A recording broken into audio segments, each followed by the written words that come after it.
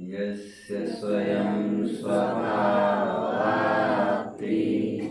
प्रभावे कृत्स्नकर्मणः तस्मै संज्ञानरूपाय नमोस्तु परमात्मने। इस दुनिया में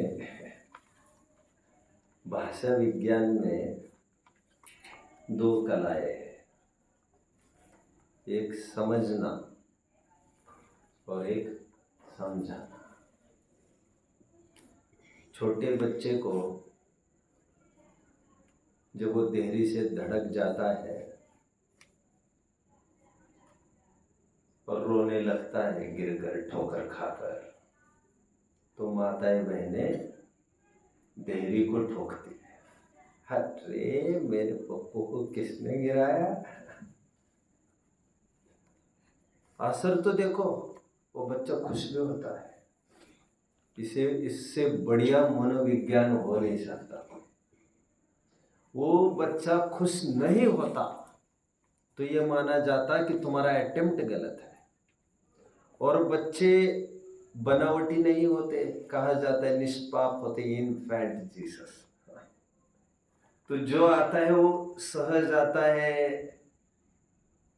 अंदर से आता है उनका, वो खुश होता है। तो हटरे उसको लगता है कोई है मुझे संभालने के लिए, मुझे सपोर्टिव कोई है। बट ये अवस्था थोड़े टाइम की है। एक बार वो बच्चा बड़ा हो जाए और देहरी को ठोकर लगने लग जाए तो वो थाप देहरी को नहीं मारी जाएगी, उसको मारी जाएगी। ये कहकर आंखें मिली है, देखोगे भी नीचे कि वैसे ही आंखें उठाकर चल दिए। समय समय की बात है। कितने जन समझ रहे हैं मेरी बात को? अज्ञान अवस्था में पर द्रव्यों को बुरा दिखाकर वहां से परावृत्त कराया। प्रयोजन भी वहां पर यही था, तुम देखकर चलो। देहरी बीच में नहीं आई, बीच में तुम आए हो। परावृत्त उसकी असावधानी से कराना है। और उसके दो तरीके, कभी देहरी को थाप मार के और कभी उसे थाप मार के। और उसे इसीलिए देहरी can't be altered and need not be altered, but you can alter yourself and you should alter yourself. कितने जन समझ रहे हैं मेरी बात को? मनोविज्ञान दो लाइंस का कितने जन समझ रहे हैं बच्चों? देहरी को बुरा दिखाना एक शैली, और दूसरी देहरी के स्थान पर है, तुम्हें ठोकर नहीं लगने के लिए उसमें कुछ नहीं करना है, तुम्हें तरीकेबद्ध से चलना है। देहरी को जानो, उसके स्वरूप लोकेशन को जानो। That's all you need to walk. ठीक इसी पैरेलल लाइंस पर एक चरणानियोग की शैली है और एक अध्यात्म की शैली है। चरणानियोग की शैली है, गद्दार है तुम्हारे पत्नी, तुम्हारे बीवी बच्चे, विष बेल नारी तजी गई योगीश्वरा। I find more bitter than death the woman who is snare, whose heart is a trap and whose hands are chains. 3 W's to beware of: wine, woman and wealth. वो ऐसी ही बात है जैसे हम कहते हैं tobacco kills, but tobacco itself does not kill. इतने खेत लगे हैं तंबाकू के, उन्होंने तो किसी को मारा नहीं है, ये तो तुमने उसका आश्रय किया। बट चरणानियोग की शैली है जो ये कहती है, कुंद आचार्य देव नियम सार में कहते हैं, हमारे कुटुंबी जन ठगों की टोली है, और सबसे बड़ा ठग महाठग दुर्जन, देह स्वभाव बराबर, मूर्ख प्रीति बड़ा है। अब दुर्जन देह स्वभाव बराबर, इस दुर्जन को रात देना में दास होकर सेव करी तन केरी, बड़ा समाधि मरण पाठ यदि किसी ने पढ़ा होगा। मैंने रात दिन क्या किया, दास होकर इसको खिलाया, इसको पिलाया, नहलाया, सजाया, इसकी बातों में अभी सोना है, ठीक है भैया सो जा, खाना है, ठीक है भैया खा ले। लेकिन इतना सब करने के बावजूद भी तुम मेरे साथ 1 घंटा अध्ययन करने उतने भी नहीं बैठ सकते। तुम 3 घंटे अभी अभी वहां साथ दे आए टीवी के सामने, और यहाँ पर आधे घंटे में तुम यहाँ वहां करवट बदलने लगे। ये तो नाइंसाफ है, ये नहीं चलेगा। आखिर डायरेक्ट तो आप ही को करना पड़ेगा, आप डायरेक्टर हो, सारथी तो आप ही हो। कितने जन समझ रहे हैं मेरी बात को? चरणान्योग की शैली ये कहती है बीवी बच्चे ये सब हमारे शत्रु है, बैरी है। क्या है वो? मोह महारिपु बैर विचार्यो जग जिय संकट डारे। तन कारागृह वनिता बेड़ी और परिजन रखवारे। तन को क्या कह रहे हैं? ये कारागृह है। हाँ, अचरज की बात है, दुनिया के कारागृह से छूटना चाहता है और इसको तो तुम सुरक्षित रखना चाहते हो। ऐसा कोई देखा भैया यहाँ पर कोई क्या कहते उस आदमी को जो जेलर, अरे जेलर भैया प्लीज प्लीज कम हियर, ये ताला खुला है, बंद करो इसको। कोई भी बाहर निकल सकता है, मैं भी बाहर निकल सकता हूँ, बंद करो जल्दी। कोई देखा ऐसा जो who is trying to protect to be in present himself? ऐसे देखा है आपने? लेकिन यहाँ पर थोड़ी सी भी वो कमी बर्दाश्त नहीं करता। और देह से छूटने के टाइम पर वैसे कोई आपत्ति नहीं थी इसको, कोई रोग ही नहीं हुआ था कोई, लेकिन फिर भी देह जाना है तो फिजूल में परेशान है ये ज्यादा। तन कारागृह वनिता बेड़ी। अब दीक्षा लेने के लिए उद्यत है तो ये बेड़ियों के काम करते हैं। आप जाएंगे तो कैसे चलेगा? इमोशनली ब्लैकमेल करते।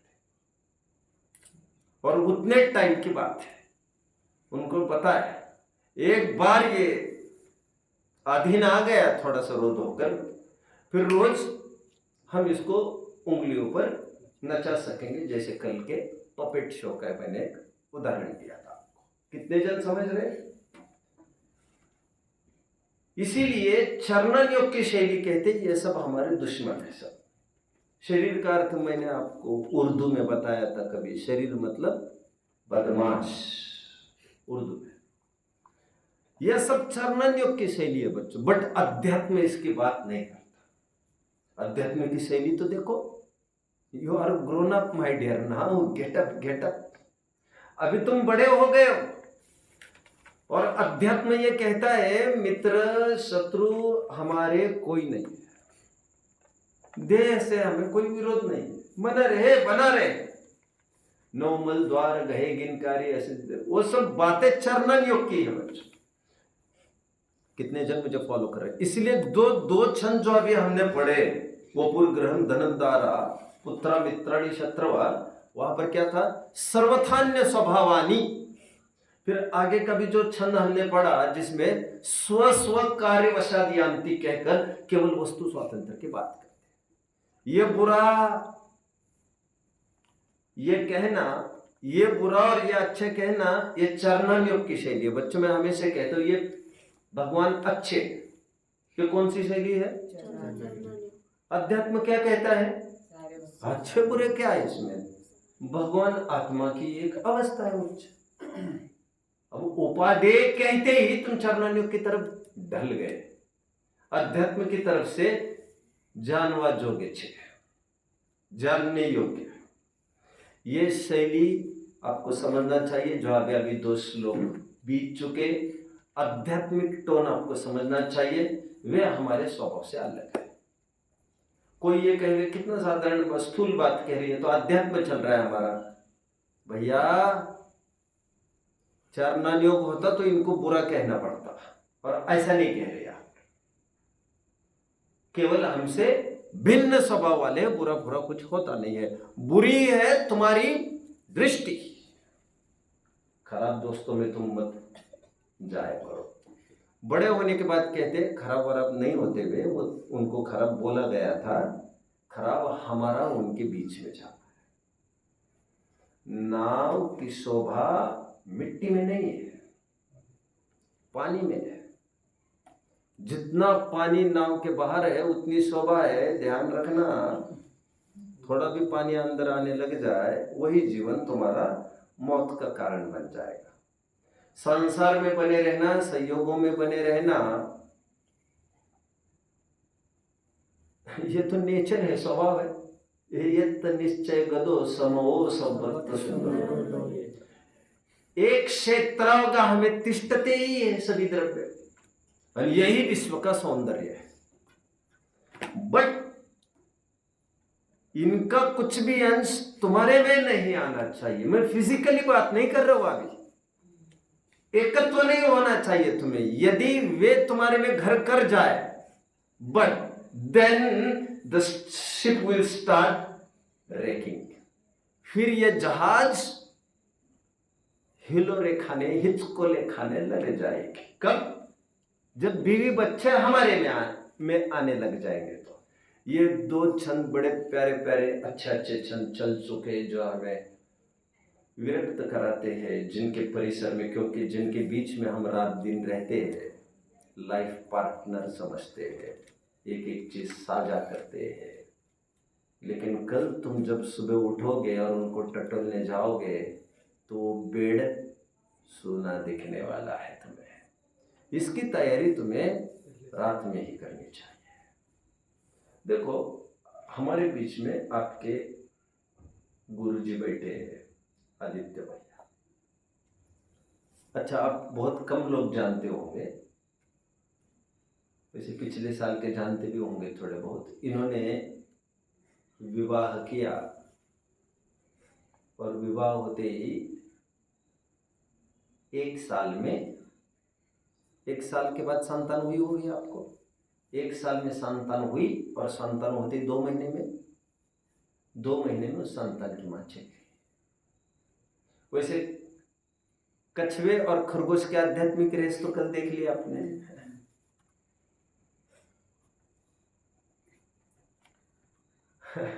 2 महीने का बच्चा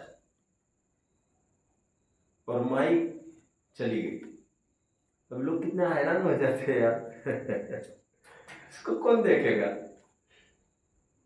खैर, अभी काफी लोग तो ऐसे ही इस दुनिया में कि कर लो दूसरा विवाह, फिर इसको कौन देखेगा? इन्होंने बड़ा त्याग तपश्चरण किया, क्योंकि दूध का जला छाछ भी फूंक कर पीता है। एक बार हो गई परीक्षा, बार बार हम झटके खाने के लिए इतने गए भी थे नहीं। शहाण्याला शब्दाचा मार, एक बार ठोकर खाई बस हो गए। बार बार गलतियों को दोहराया नहीं जाता। खैर, मैं इतना सारा क्यों कह रहा था, मैं कहाँ आ गया था? एनीवे, जगत की नश्वरता, जगत की असारता, ये सब ऐसा ही चलता है। एनीवे, अभी आज मैं दरअसल ये कह रहा था, ये जो 2 छंद चले ना अभी के, एकदम ही अलग छंद चले। वैसे इसीलिए भी सुहावना है ये ग्रंथ, क्योंकि प्रैक्टिकली जोड़ता है हमको हमारे लाइफ से। समय सार में ऐसी उभर कर कोई गाथा नहीं है कि बीवी बच्चे आदि से भिन्नता आदि दिखाए, और ये पुद्गल गुण स्थान में नहीं, मार्गणा स्थान में नहीं। ऐसा लगता है ये केवल पंडिताई की बातें बोलते जा रहे हैं, ऐसा काफी जनों को लग जाता है। और यहाँ पर उनको एक जिंदा दिली महसूस होती है। जिनसे हमारे एकत्व है वो एकत्व छुड़ाया जा रहा है। कितने जन मुझे फॉलो कर रहे हैं? शाबाश शाबाश। और आपको पता चलना चाहिए, धर्म जीवन का विषय है, कर्मेंद्रिय का विषय नहीं है। कभी धीरूभाई अंबानी के बारे में अनिल अंबानी का एक स्पीच हुआ था after Dhirubhai Ambani left the world so called world. तो उनके जाने के बाद उन्होंने स्पीच में कहा था,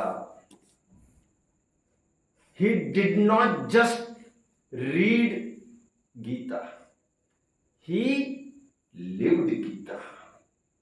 कितने जन समझ रहे मेरी बात को? समय सार पढ़ना और समय सार जीना। इसलिए कुंद आचार्य देव कहते हैं, मैं तुम्हें समय सार सिखाऊंगा नहीं कह रहे, जदि दाये ज पमा, मैं तुम्हें दिखाऊंगा और तुम आंखें बड़ी बड़ी मत करो, आंखें बंद करो, क्योंकि जो दिखाने जा रहे हो आंखों से नहीं, वो ज्ञान से दिखता है, ज्ञान गोचर। बल्कि इसके लिए जरूरी है तुम सभी इंद्रियों को गौण करो। इसलिए मैंने कल भी कहा था, आंखें खोलता हो तो सपन दिखता है, बंद करता हो तो आपन दिखता है। इंद्रियों का यहाँ पर कोई काम नहीं है। सूक्ष्म वस्तु है, उसको सूक्ष्म साधन के द्वारा ही पकड़ा जाता है, स्थूल वस्तु को स्थूल साधन के द्वारा पकड़ा जाता है। बहुत शानदार ये 2-3 श्लोक चले, ये विगत 7, 8 और 9 बारंबार विचारणीय है और अलगाव की भावना संयोगों के बीच में करनी पड़ती है, तो वियोग के काल में आपत्ति नहीं आती। जिसे कहते हैं माइंड सेट कर लेना, माइंड सेट कर लेना। एनीवे, मैं आगे स्विच करता हूं आगे के छंद की ओर।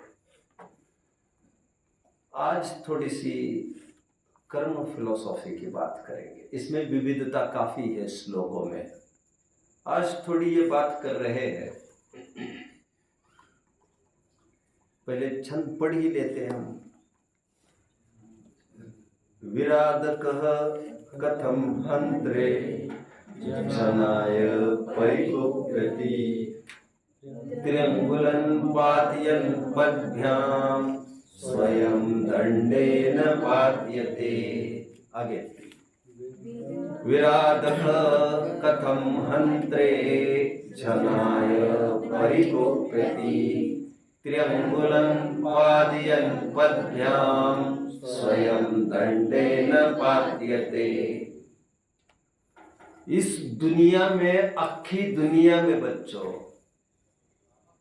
किसी में ताकत नहीं मुझे दुखी करने की। जब तक मैंने ही ठान नहीं लिया हो कि मुझे दुखी होना है, तब तक बाहर के द्रव्य मुझे दुखी नहीं कर सकते। इसी को साफ सुथरी भाषा में कहते हैं, उपादान के होने से बाह्य वस्तु पर निमित्त का आरोप होता है। उपादान निमित्त को पैदा करता है, उपादान निमित्तचं बारसं करतं। कितने जण समज रहे हैं? बारसं म्हणतात ना, बारसं त्याला। उपादान निमित्त का नामकरण करता है, नामकरण, नॉमिनेट करता है। वो लोग कहते निमित्त उपादान को करता है, मैं कह रहा हूं उपादान निमित्त का नामांकन करता है ना। बाद बाकी कौन किसको करता है, कौन किसको, ये तो सब कहने की बात है। एनीवे, ये इतना बढ़िया गजब का छंद है जो ये कहता है, कोई दुखी आदमी था, वो दुखी आदमी पूर्व भाव में अपकारी आदमी था, इन शॉर्ट अपराधी था, विराधक था। क्या था? मैंने 2-4 नाम ले लिए अभी में। अपकारी कहा, अपराधी कहा और विराधक भी कहा। कोई विराधक जीव था। विराधक मतलब जिसने विराधना की हो, पहले कभी की हो। अबे पहले कभी में ये तुम्हारे स्मरण गोचर भी हो सकता है, स्मरण गोचर नहीं भी हो सकता। कितने जन फॉलो कर रहे? तुम्हें याद हो भी या तो नहीं भी हो, तुमने कुछ विराधना की थी कि नहीं की थी।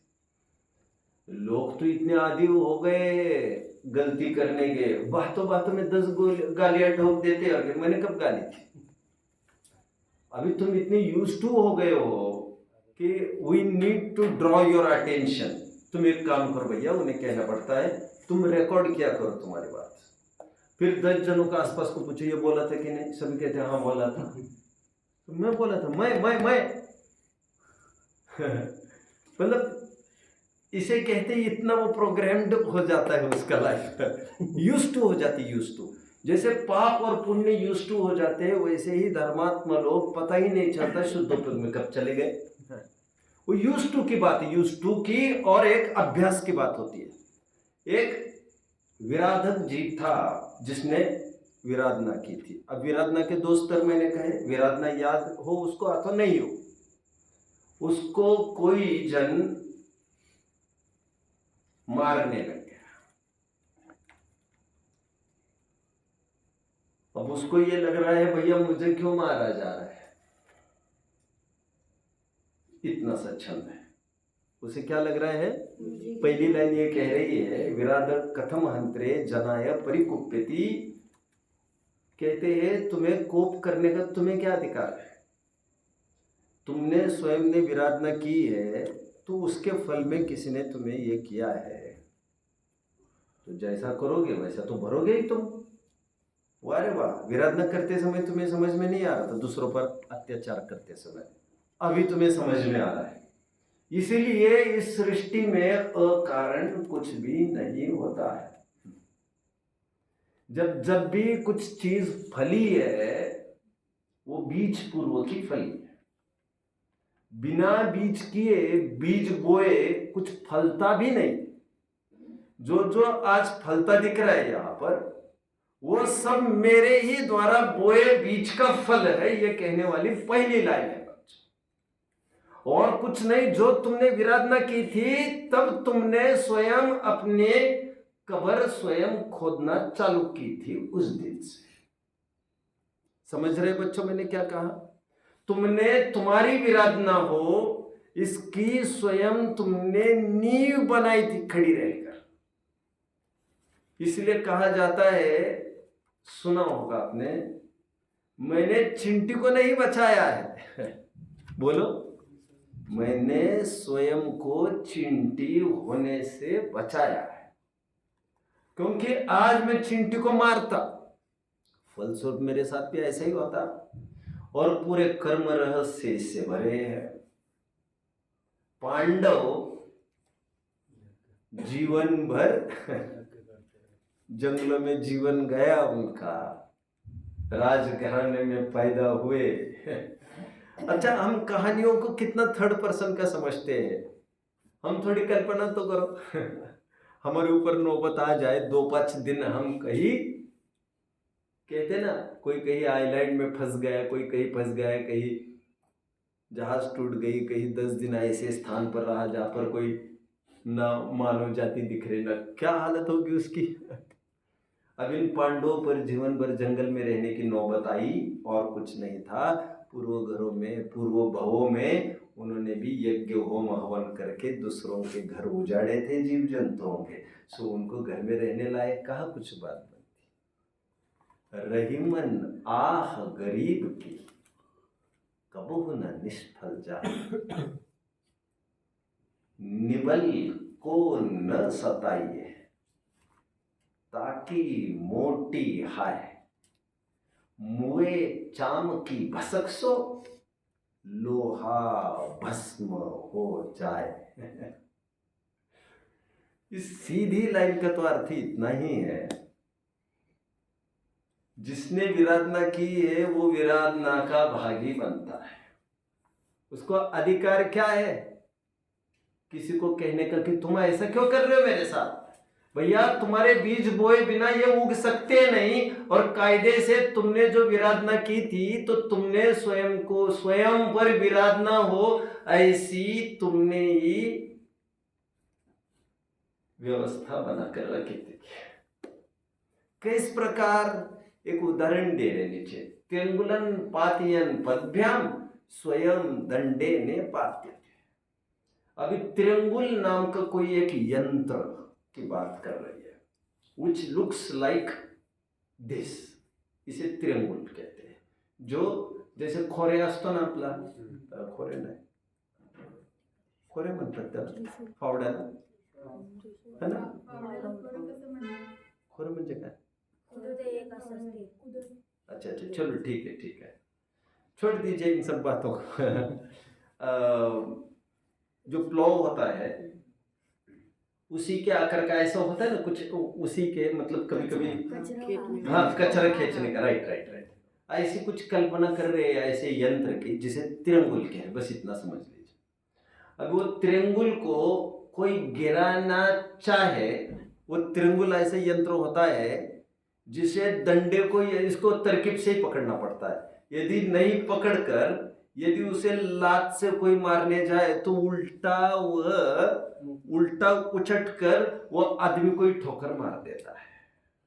बंदूक में भी ऐसा होता है, तलवार में भी ऐसा होता है, समझना चाहिए. जैसे पुराने जमाने की जो आपने ट्रिगर ऑन के जैसे वो तो आदमी पीछे गिर जाता था उसमें, मतलब बहुत हेवी होती रहती थी वो. कितने जन फॉलो कर रहे हैं मुझे?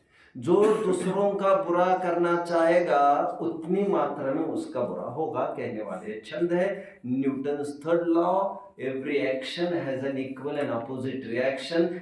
Your life is just like a boomerang, it immediately comes to the person who throws it, and in the same speed thrown by you. तो कहना ये बूमरैंग जानते हैं, समझने में आ रहे हैं ना बच्चों? बूमरैंग नहीं समझे? बूमरैंग. फ्लाइंग प्लेट देखे, फ्लाइंग प्लेट, फ्लाइंग प्लेट को फेंको तो क्या होता है? अपने पास ही आती है लौट कर कि नहीं आती है? प्लेट, फ्लाइंग प्लेट भी खेलते हैं वैसे हमने समझ. एक बूमरैंग है समझ लो आप, वो डालो तो वो लौट कर अपने पास आता है. यहाँ पर ये कहा जा रहा है हम किसी पर कुछ करना चाहे विराधना तो और किसी को कुछ हो ना हो, लेकिन हमें उसका नुकसान जरूर हो. त्रियंगुलन पातयन पदभ्याम स्वयं दंडेन पात्यते. इसका सीधे एथिकल अप्रोच है इसका. इस श्लोक का ये कहना चाहते हैं कि हम किसी के बारे में बुरा चिंतन नहीं करें. किसी के बारे में वैसे सही मायने में भी जितने सज्जन ज्ञानी पुरुष होते हैं वो किसी के इल थिंकिंग कभी भी नहीं करते.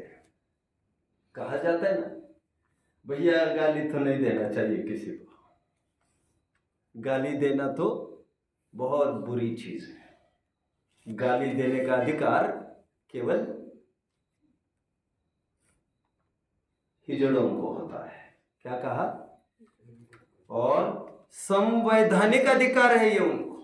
अब जानते बच्चे इस बात को, कोर्ट ने, कानून ने अधिकार दिया है हिजड़ों को, आप गाली दे सकते हैं. उन्हीं को अधिकार दिया. आश्चर्य, उन्हीं को क्यों अधिकार दिया होगा? वो इसीलिए उनके पास कुछ भी तो अच्छा नहीं है, उनकी कमजोरी भी तो है. मैं आपको एक फिलॉसॉफी पढ़ा रहा हूँ, फिलॉसॉफी, संविधान नहीं पढ़ा रहा हूँ.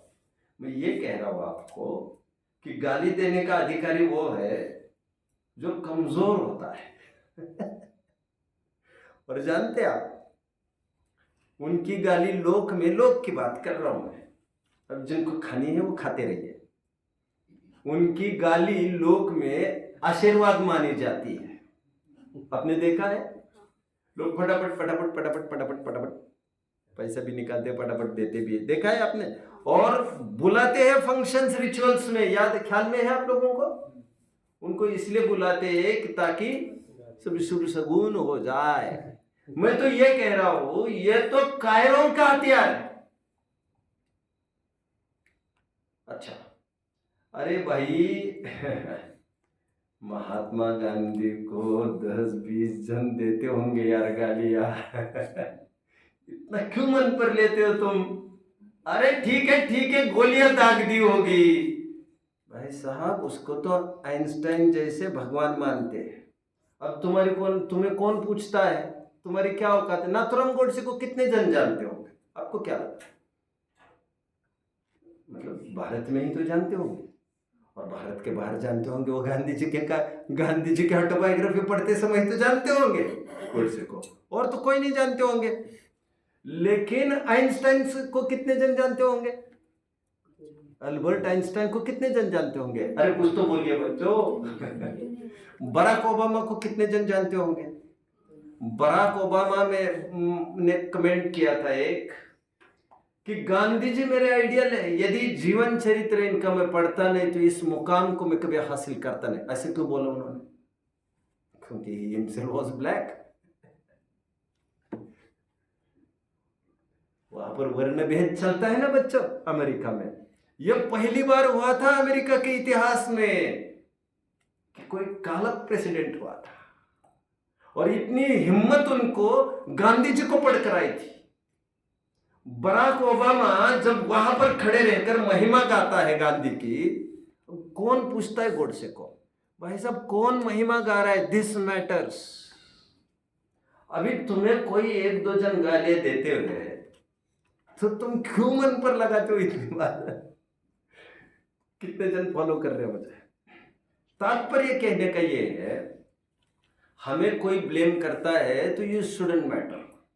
आपने, मैं थोड़ी सीरियल्स तो बहुत नहीं देखे, मैं छोटा था तो हमारे घर टीवी था भी नहीं, खैर वो हफ्ते में कभी यहाँ वहाँ चले जाते थे एक आध घंटा, और टीवी देख लेते थे जब महाभारत रामायण आती थी। तो as far as I remember, I think ये रामायण वगैरह में देखा होगा, यदि आप लोगों ने देखा होगा। रामायण किसी ने देखा है यार? ओके। जैसे कुंभकर्ण का रोल है या बकासुर का भी, आपको याद आ रहा होगा वो कुंभकर्ण ऐसा दिखा है इतना बड़ा, और जैसे क्या कहते हैं उसको, वो कौन सी बुक है मुक्ति? यू शुड सिट इरेक्ट बेटा, पालती ये करना चाहिए, पैर फोल्ड नहीं करना चाहिए बीच, और 1 घंटा is not a challenge, you should be habitual. We are not alien, we are not species coming from some other planets. तो इसको दिस शुड बी फॉलोड। हमारा आसन, हमें आदर चाहिए हमारे आसन के बारे में। हमारे, you should come here and see, ये पद्मासन में बैठे हैं। अभी तुम देखोगे 3-4 बच्चे पद्मासन में, और कोई बैठा है क्या यहाँ पर? पद्मासन में है अभी भी, पहले बैठे 3-4 बच्चे रोजाना पद्मासन ट्राई करते हैं। और मेरा ये कहना है, पद्मासन हमारा मूल आसन है, you shouldn't leave that thing. आज हम दूर जाते जा रहे संस्कृति के, और उसका फल भी हम भोग रहे। तो एनीवे, खैर, अब लोग कहते हैं आसनों से क्या होता है, फिर तो किसी से भी कुछ नहीं होता यार। तुम यहाँ पर आए हो, उससे भी कुछ नहीं होता क्योंकि मन चंगा तो कटौती में गंगा। फिर तो पुस्तकें खोलने से भी कुछ नहीं होता, और कहीं भी जाने से भी कुछ नहीं होता। मैं गंदी बात नहीं कह रहा हूँ। फिर क्या मंदिर और क्या कहा, उससे भी कुछ नहीं होता। आपका सम्यक तो क्षतिग्रस्त नहीं होता, कहीं भी सो तो नरकों में भी नहीं होता। नरकों में मार पाटी चलती रहती है, उसमें और क्या चलता है? सम्यक तो बरकरार रहता है नहीं, सम्यक तो पैदा कर लेता है वहाँ पर, ऐसा भी होता है असंख्यात जन। खैर लौटा, मैं कहाँ खड़ा था बच्चों में, कुछ कह रहा था। कुंभकर्ण आपने देखी होगी वो सीरियल वीरियल, तो कुंभकर्ण इतना वो 1 मिनट में कुछ नहीं, मैं एक अभी कोई गुलिवर्स ट्रैवल ना, क्या कहते हैं उसको, गुलिवर ट्रैवल्स ऐसा कुछ है, मैं भूल रहा हूँ यार। मुझे वो पुस्तक भी मिली थी मुझे कवर पेज याद आ रहा है।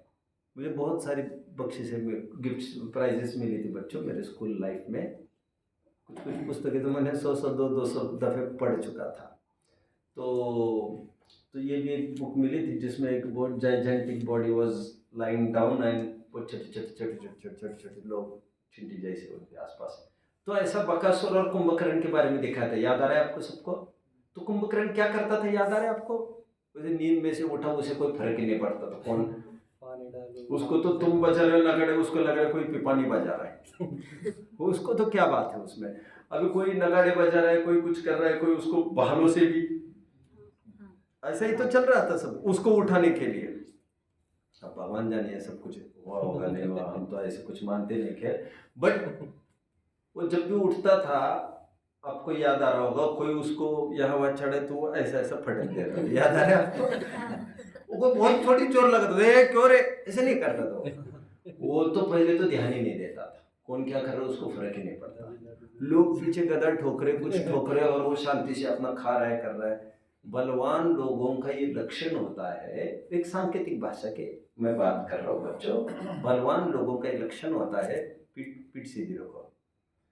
बलवान लोगों का ये लक्षण होता है कि वे प्रभावित नहीं होते किसी बातों से, जो चल रहा है इजी, और जो जितना प्रभावित हुआ उसने अपने अंदर बैठी हुई कचास को उतना ही उजागर किया। नगाड़े बजा बजा कर वो एक्सपोज कर रहा है स्वयं को, देखो मैं कितना खोखला हूं। उससे वो कहावतें जागृत हो गई। बोलो, हाथी अपने चाल चलता रहता है मस्तानी, और खोते रहते, वो कहावतें चल चुकी सब। खैर, इसमें बातें कहने की इतनी है, और कुछ लोगों का, कुछ लोग इतने अज्ञानग्रस्त है, इतने हेल्पलेस है, इतने असहाय है बेचारे, उनके जीवन में थर्ड पर्सन की चर्चा के अलावा कोई काम नहीं है। क्या कहा? तुम्हें ये काम ही सौंपा है कि तुम मेरे चरित्र के बारे में लिखते हो। कितने जन समझ रहे हो? अभी तुम ऐसे बन न पाए कि तुम्हारा कोई चरित्र लिख दे, बट किन्हीं लोगों का ये नेचर होता है, वह जीवन में वो थर्ड पर्सन के बारे में ही बात करते रहते। थर्ड मतलब कोई नॉट पर्टिकुलर थर्ड। कितने जन समझ रहे मुझे? मतलब मुझे सीधी बात ये कहनी है, वे ऐसे और वे ऐसे, और अपना जीवन तबाह कर देते हैं। वे कभी भी नायक नहीं बन सकते उस एपिक्स के। कितने जन फॉलो कर रहे हैं मुझे? जो नायक होते हैं, और नायक ऑन द अदर हैंड, उसे फुर्सत नहीं होती किसी के बारे में देखने की। होती तो वो लिखता ना दूसरों की। मैं तो वो हूं जिस पर कुछ लिखा जाना है, तो मैं एक दूसरों की तरफ देखूंगा तो कैसे काम चलेगा। तो इस छंद में दो सुंदर निष्कर्ष निकलते हैं बच्चों। एक निष्कर्ष ये, हमारे जीवन में कुछ घटित हुआ है, पाप का उदय आया है। यहां पर पाप के उदय की मुख्यता से बात कर रहे हैं, इन जनरल उदय। तो हमने कहीं ना कहीं, कभी ना कभी इंपॉर्टेंट वर्ड है, क्या क्या कहा? कभी ना कभी इंपॉर्टेंट वर्ड है। कभी ना कभी हमने भी कोई बुरा काम किया होगा। अब होगा, पॉसिबिलिटी की बात नहीं कर रहा हूं मैं, होगा मतलब हुआ ही है, बट होगा का अर्थ हुआ होगा तो नहीं भी हुआ होगा, ऐसी संभावना की बात नहीं कर रहा हूं मैं। यदि ऐसा हुआ है मेरे जीवन में, जैसे सीता ने कहा था कि मेरे ऊपर ये बीत रही है, जरूर मैंने पूर्व में कभी पूर्व भाव में देव शास्त्र गुरु की विराधना जरूर की होगी। यदि आराधना करती तो मुझे देव शास्त्र गुरु का समागम मिलता जरूर।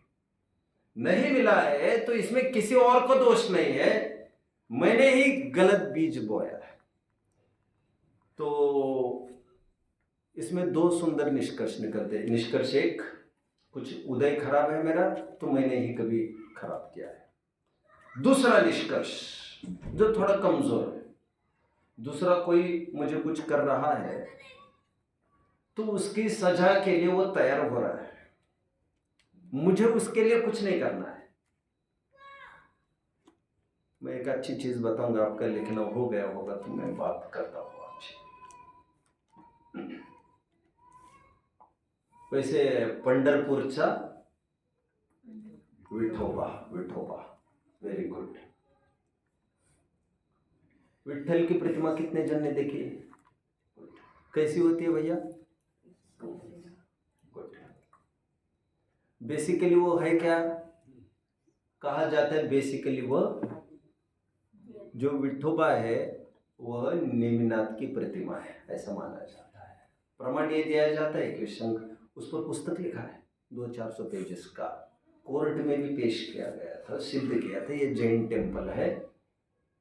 किसी को प्रमाण चाहिए तो मेरे पास प्रमाण है, मुझे बहुत टाइम नहीं लगेगा, सब मिल जाएगा सब। तो विनोबा भावे ने जब भ्रमण कर रहे थे, विनोबा भावे कौन थे बच्चों? गांधी जी के फॉलोअर्स में से एक फॉलोअर थे और वैसे ही हिंदू थे। बट वे भ्रमण करते करते जब पंढरपुर के विठोबा के सामने आए तो उनको बहुत अच्छा बयान था कि मुझे ये भगवान सबसे अच्छे लगे आज तक के भगवान में। हिंदू दर्शन बहुदेवतावादी दर्शन है। उसको क्या वर्ड है जो ज्यादा भगवान मानते हैं, उसको कोई पर्टिकुलर वर्ड है? हाँ हाँ, right right right right right. Polytheist, क्या? Monotheist and polytheist, right right. तो ये बहुदेवतावादी है, जो एक ही ईश्वर की कल्पना करते हैं उन्हें मोनोथिस्ट माना गया है। खैर, मुझे तो ये कहना है, उन्होंने ये कहा था, देखो कितनी सुंदर कल्पना। कह रहे मुझे ये भगवान सबसे अच्छे लगे। कह रहे क्यों?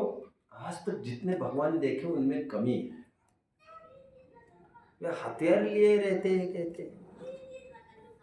अब उन्होंने कंसेप्ट ड्रॉ किया है बच्चों, ध्यान से सुनो। कुछ लोग इस प्रकार के होते हैं, तुमने मुझे मारा, ईंट का जवाब पत्थर से, मैं तुम्हें उसका जवाब दे दूंगा, स्वयं ही उसका उत्तर दे दूंगा हाथापाई से। कुछ लोग ये होते हैं, भाई मैं क्यों करूं ये सब काम, सेकंड कैटेगरी के, मैंने पुलिस केस कर दी, अब कानून उसको करे। सभ्य लोग इस प्रकार वर्तणूक करते हैं, स्वयं कुछ नहीं करते, वो ऊपर से कराते हैं। केस 3, तीसरे प्रकार के लोग वे जो ये मानते हैं ये पुलिस क्या चीज है। जैसे तुम हो, तुम वर्दी पहनोगे, तुम अप्लाई करोगे, कल से तुम पुलिस हो जाओगे। और कानून को तो खरीदा जा सकता है ना, मैनेज किया जा सकता है ना, मैनिपुलेट किया जा सकता है ना। और ये कानून कितना सक्षम होगा करने के लिए, कितना सही करेगा। तो तीसरे प्रकार के वे लोग हैं जो ये मानते हैं ना हम स्वयं शासन करें, ना पुलिस शासन करता हो, भगवान है ना, एक दिन उसको उसके अदालत में खड़ा रहना पड़ेगा, एक दिन हर किए का हिसाब उसको चुकाना पड़ेगा, उसके अदालत में जाना है उसको। तो वही अदालत है और वही सब कुछ करता है। इसलिए ईश्वर को हथियार वाले दिखाया है लगभग मंदिरों में, जिसके चलते पुलिस थानों की जरूरत नहीं है। ये तीसरी कैटेगरी के लोग। बट वे कहते हैं चौथी कैटेगरी के वे लोग हैं जो ये सोचते हैं जो काम इतना घिनौना है, जो हम नहीं कर सकते, वो क्यों करेगा भगवान। वो भी अपॉइंट करेगा ना किसी को, तो उसने अपॉइंट की एक कर्म फिलोसॉफी, और जो इतना कंप्यूटराइज कर दिया ऑन इटसेल्फ, वो फंक्शन प्रोग्राम्ड कर दिया, जितनी मात्रा में तुम वो पाप करोगे उतनी मात्रा में तुम्हें अपने आप फल मिलता जाएगा। मैं क्यों परिणाम खराब करूं उसमें। ये चौथी कैटेगरी के लोग, कितने जन समझ रहे हैं। और ये चौथी कैटेगरी मुझे समझ में आ रही, विठोबा के हाथ में यहाँ पर हथियार नहीं है। ईश्वर वे होते हैं जो हथियार वाले हो नहीं सकते, क्योंकि दंड विधान भक्तों की रक्षा, दुष्टों का निग्रह यदि भगवान ही करने लग जाए तो फिर हमसे भी गए बीते हो गए वे तो। इसलिए मुझे ये बात जम गई। इस प्रकार इस छंद में दो मॉरल्स डिराइव होते हैं। एक बार हम छंद पढ़ेंगे, पढ़ना हो गया होगा तो पढ़ते हैं, फिर टाइम होगा तो एक हाथ सूत्र, तत्व और सूत्र का ले लूंगा, फिर और देखते हैं। विराटकः कथं हन्त्रे जनाय परिकुप्यति, त्र्यंगुलं पातयन् पद्भ्यां स्वयं दंडेन पात्यते। तत्व और सूत्र का एक सूत्र है बच्चों, सत्वेषु गुणाधिक क्लिश्यमाना विनयेषु मैत्री प्रमोद कारुण्य माध्यस्थान। जैनी को 4 प्रकार के भाव हो सकते हैं, कैटेगराइज करना चाहते हैं। यदि आम जन हो तो उनके प्रति उसे मैत्री का भाव होता है। सत्वेषु मैत्री। यदि अपने से गुणों में अधिक हो तो उनको देखकर प्रमोद होता है, प्रमोद, आनंद होता है, महिमा आती है। सत्वेषु मैत्री, गुणाधिक मैत्री, प्रमोद, प्रमोद। 3, क्लिश्यमान, पीड़ित जनों को देखकर करुणा उत्पन्न होते, कारुण्य। और दुर्जनों को देखकर माध्यस्थ भाव होता है। बच्चों, यह हमारी मर्यादा है, यह हमारी लक्ष्मण रेखा है। जैनियों को इन 4 भावों के अलावा 5वां भाव कभी हो नहीं सकता। सामायिक ऐसा है, सत्य मैत्री गुणेषु प्रबोधम क्लिष्टेषु जीवेषु कृपावरत माध्यस्थ भावम सदा महत्व विबुद्धा। बराबर, सामायिक है। हाँ, सामायिक पाठ में ये बोला ही जाता है। Right right right right. प्रेम भाव हो सब जीवों से, गुणी जनों में हर्ष प्रभु, वो तो सभी सामायिक पाठों में मिल जाएगा। संस्कृत में। हाँ बराबर, राइट राइट, बिल्कुल। तो बात कहने की ये है बच्चों, 4 प्रकार के भाव जीवों को हो सकते हैं। इसलिए आम जनों को जैसे ये होता है, अरे यार ये रात्रि भोजन करते हैं, ये जैनी है, ये रात्रि भोजन करते हैं। कभी भी सज्जनों को, ज्ञानियों को कितने भी बड़े अपराधी के प्रति गुस्सा नहीं आ सकता, उन्हें तरस जरूर आ सकता है, करुणा जरूर हो सकती है। अरे अच्छा, करुणा की टोन कभी ऐसी हो सकती है जिससे बाहर वालों को लगे इनको गुस्सा बड़ा आया था आज। तो बदतमीज, तुम समझते नहीं हो, तुम थोड़े काम के लिए इतना संयम का घात किया, मूर्ख तुमने क्या कर दिया। अब बाहर से कैसे लगता है, इनकी आंखें बड़ी बड़ी हो गई थी। टोटल में जी लिखते हैं, इसलिए वक्ता का क्रोध क्षमा का भंडार जानना। ऐसा नहीं सोचना कि वक्ता होकर भी इतना क्रोध, इतना क्रोध, इतना क्रोध करते, इनको अच्छा नहीं है, अच्छा नहीं है। और इसका नाजायज लाभ उठाकर वक्ताओं को भी ये नहीं समझना चाहिए कि हमें तो लाइसेंस मिल गया है हुकूमत करने का, और हम बैलों की भांति सबको हाँक सकते हैं। ये उनको नहीं सोचना चाहिए। ये तो बाय सेल्फ आ जाता है, और उसमें हम कैसे भी बोल सकते हैं दुर्गति होगी तुम्हारी। अभी दुर्गति होगी, कोई शाप थोड़ी दिया जा रहा है, ये तो तुम्हारे देखने का एंगल है। तुम्हारा यदि दुर्गति होनी हो तो तुम्हें ये लगेगा हमें शाप दे रहे, सदगति होनी हो तो आपको लगेगा मुझे चेतावनी दी है, आज दुर्गति होगी, मुझे चेतना चाहिए। वो तो आपका उपादान तय करेगा उसको कैसे देखें। इसलिए कल परसों भी कहा था, गुरु कुलाल शिशु कुंभ है, घट घट काढ़त खोट, अंतर हाथ पसारी के बाहर मार चोट। लेकिन दुर्भाग्य ये है, अंदर पसारा हुआ हाथ वो कहता भी नहीं है बार बार, देखो भैया मैंने हाथ अंदर पसारा था।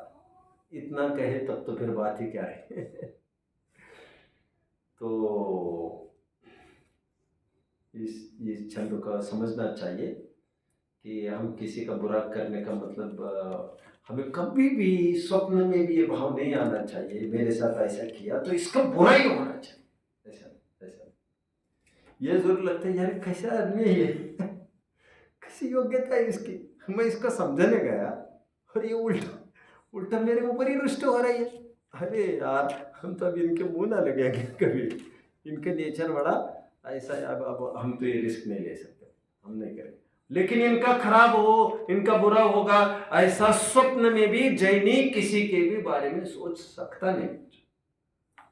किसी से नहीं बना दूरी खत्म, इतना ही हथियार हमारे पास है, संपर्क खत्म रोज का दिमाग को उलझाने की कोई गरज नहीं है। और उसके पीछे सदाशिवदास जी की भाषा में, यदि वैद्य के लाख समझाने पर रुग्ण अमृत रूप औषधि का सेवन नहीं करता हो तो गुस्से में आकर वैद्य को तो जहर का सेवन नहीं करना चाहिए। ओम नमः